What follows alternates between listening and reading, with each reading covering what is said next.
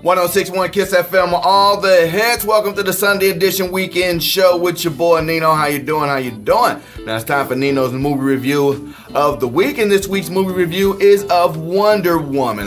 The new version of it. Finally got a chance to check it out, starring Gal Gadot. I'm hoping that's the way you pronounce it. She's starring as Diana Prince, aka Wonder Woman. And I'm doing this movie review coming from the aspect of a guy who grew up on the Linda Carter era of Wonder Woman. I'm talking when she was running around in the big granny panties with the blue stripes on and the high heel boots. Oh, but she was fine for back in the day. But I'm telling you, that was provocative back then. Now, compared to the new Wonder Woman that they have now, it's like night and day. Not as far as attractiveness go. They're both attractive women. But you know, the Wonder Woman that we grew up on Linda Carter version, you know, the 30-plus crowd, you know, she had the invisible jet. She had the magic lasso. She didn't have a sword. She didn't have a shield. All she had was that magic lasso. And maybe once or twice she'd take off the tiara and throw it, you know, and it'll hit somebody and come back as a boomerang. You didn't know that Wonder Woman had that power with the magic tiara, but that was one of them. But that, you know, other than that, the movie itself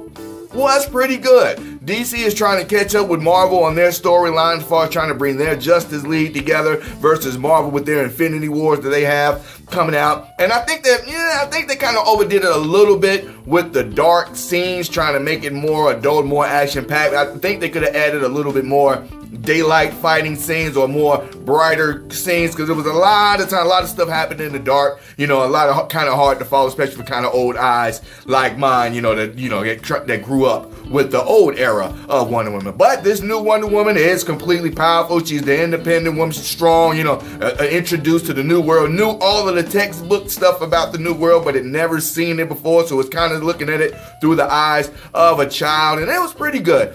One of the other things I had to complain about was the cast that they had for Ares. Spoiler alert, if you haven't seen it just yet, you know, it's not going to kill too much, but I think the guy that they had playing Ares, they could have had a better cast. One of the guys that they had playing a general in the movie, I thought he would have made a better Ares, and he was just a sidekick. And I thought, you know, they had me fooled for a minute. I thought he was going to be Ares, but he wasn't. You know, and I think they could have switched. The guy that they had playing Ares was David Thewlis, Sir Patrick Morgan. You know, spoiler alert, if you haven't seen it already, I waited till the end to tell you if you waited this long in the movie review. But I think they could have got a better person to play Ares, the antagonist in the movie. But other than that, the Wonder Woman storyline, it was pretty good, action-packed scenes and all of that kind of good stuff. It's worth checking out. You can take your woman on a date, you can take your man on a date, whatever you want to do. It's a good couple movie. You can go and see it. Now, I give it like 1.5 thumbs up on the Nino thumb scale. Coming up, we've got Katy Perry, Natalie LaRose, and whatever else you want to hear. Weekend Show with Nino, 1061 Kiss FM.